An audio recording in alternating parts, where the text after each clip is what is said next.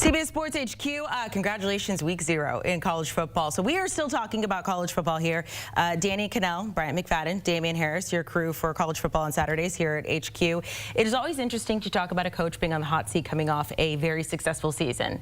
We're talking about that with James Franklin and Penn State.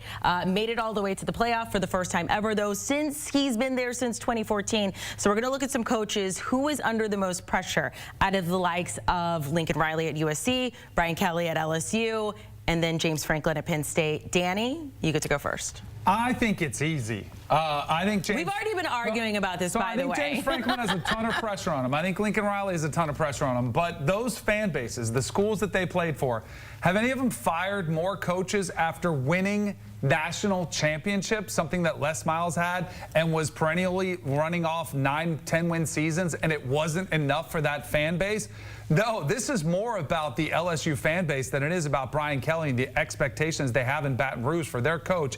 If they don't get to the playoffs, he might not make it after this season. Now, I know there's guaranteed money that comes into place, but again, they did pay Ed Ogeron $17 million not to coach, and he probably has way more than that. But I think this is about a fan base which expects to win national championships. Anything short of that is a disaster. If they make a deep playoff run, I think he's fine. But if they have another season like they did last year on the outside looking in, I think he's under a tremendous amount of pressure, and maybe even they start some rumblings about making a change. Damien or B-Mac, do either one of you strongly agree or disagree with Danny? I strongly agree with Danny. Okay, B-Mac, we'll start with you then. Smart man. Yeah, I strongly agree with Danny because you talked about the expectations for Brian Kelly when he decided to become the head coach for LSU. Remember, 10 years, $95 million. This will be his 4th year at LSU. The last 3 years, he's lost the opening game. The last 3 years. And it's safe to say, I don't want to give any predictions, but they have Clemson coming up on the road. So that could be a reoccurring thing again this season. Then outside of that, they've always been top 10 in recruiting. Another outstanding transfer portal class once again this season. And then when you look at the SEC representatives that made it into the playoffs, Tennessee got into the playoffs before Brian Kelly and LSU. When you watch the NFL on Sunday, we always see an LSU player that Brian Kelly coached balling out on the highest level. Malik Neighbors, Brian Thomas Jr., Jaden Daniels. He coached all of those players together and has nothing to show for it. So you talk about James Franklin. I know Penn State fans oftentimes get a bit tired of James Franklin. Well, at least James Franklin got Penn State into the playoffs a year ago. They're still waiting for that type of service from Brian Kelly down in Baton Rouge. Damien, you have another answer. What is it? Well, first of all, I gotta say I agree with both of these gentlemen because I beat the Brian Kelly hot seat drum as much as I could last year. So I definitely want to say these gentlemen are very correct in what they're saying. I go with James Franklin and Penn State because at what point do we get tired, and I say we like I'm a Penn State fan, at what point do we get tired of just coming up short? I mean, every single year, it's the same story with James Franklin. You beat the teams that you're supposed to, but once you face Ohio State, once you get to the playoffs and you play Notre Dame, once you finally have that test to show that James Franklin has gotten the Nittany Lions over the hump, and every time they come up short, you're returning Drew Aller, you're returning Nicholas Singleton, you're returning Katron Allen. You've got, last year you had a top 5 defense in the country, and on top of that, then you go out and get Jim Knowles, the defensive coordinator of Ohio State, that led them to having the best defense in the country. So again, with all of these things, you've got the experience at quarterback. You've got preseason All-Americans on the offensive line, on the defensive line. You've got a 2-headed monster in the backfield. You are supposed to have one of the best defenses in the country. And again, James Franklin, if you cannot get this done this year, then what more is it going to take? You almost got ran out of Beaver Stadium by a frat boy last season because you lost the game when, quite frankly,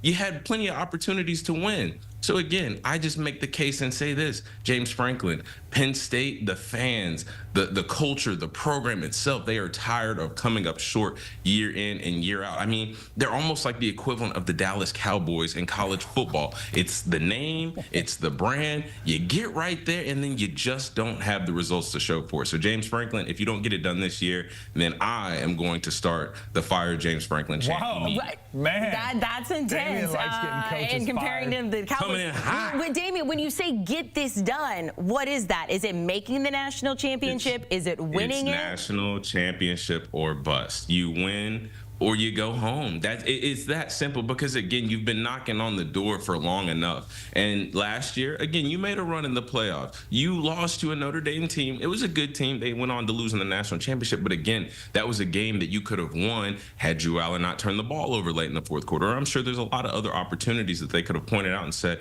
well, we lost the game here, we lost the game there. Well, why does that always come up in the games that on paper, you're supposed to prove that we've taken a step year in and year out? We see no difference from this James Franklin coaching staff, from him or from his team. B-Mac, you're sitting there looking contemplative. I'm just listening. I'm just listening to Damien go off on James Franklin. I will say this. If they don't get it done this year, I echo everything, because they're the best team in the Big Ten, the most talented team, one of the more talented teams in college football. They have a potential first-round quarterback with an abundance of experience. And if you look at their schedule, I mean, it's not a daunting schedule for Penn State. So they got a bit closer a year ago. Let's see, can they take it one step further to be able to get to that championship opportunity? Here's what I think. Schedule. Yeah, the schedule is it's a two-game schedule. It's Oregon at home and it's Ohio State in the road. Every other game, there'll be significant favorites. Here's why I think. Don't count out the fight in Kirk Francis. That's true. I agree. I think that's a tough game, but I do think they should win that one. Here's where I think it is now or never for James Franklin. We're talking about all these question marks around the landscape of the top 15, top 20 teams, like playoff contenders. They've all got questions. Penn State is supposed to have all the answers. They've got the quarterback returning. They've got the backfield returning. They went out and got the best defensive coordinator in Jim Knowles. They're the ones that are supposed to have the answers. If they don't do it now, with all these other championship contenders vulnerable, I do have my significant doubts about James Franklin, the future. Can he get it done in the big games? He's 1-15 against teams with a top 5 ranking in front of their name when they play them. So I do feel it's got to be this season for the Penn State Nittany Lions. Okay, so this was who has the most pressure between these three coaches. None of you are picking Lincoln Riley, but he still has pressure, Danny. Yes. I mean, he does, but he I think could be the most likely to be Have you been out to LA? Fired. Like, have you been out to LA? Like, I mean, have you talked to many USC fans that are that, like, fired up? Yes, there's some that exist, but it's just a different environment.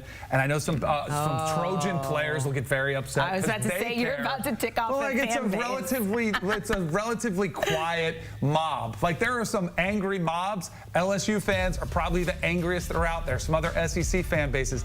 Penn State, I don't even know if they'd be that upset if they made it to the national championship game. I feel like they'd take a step forward. If they, you know, and here's the thing, if Lincoln Riley, if they're 6-6 this season, then yeah, I think the fans are going to be livid and upset. But how outraged are they going to be? Are they going to be calling for Lincoln Riley's job? Some of them will. I just don't think it'll get as loud as some of the other top programs in the country. I will agree with you in that. Also, I was at the Penn State Notre Dame game, and I had a friend who is a female who did try to get into a fight with a Notre Dame person. Nice. And we had to pull her away. Guys, we appreciate it so much. Fun talking about college football and everything that is coming up in the world of college football. And Cover 3 is your home for everything in that universe. Getting you ready for week 0 right now, previewing all the games, also getting you some best bets for the week. And then, of course, you can see Danny, B-Mac, Damien, Emily Proud. Emily doesn't necessarily have a fighting dog in this game, but to watch Damien go up against Danny and B-Mac in this pregame show will be iconic.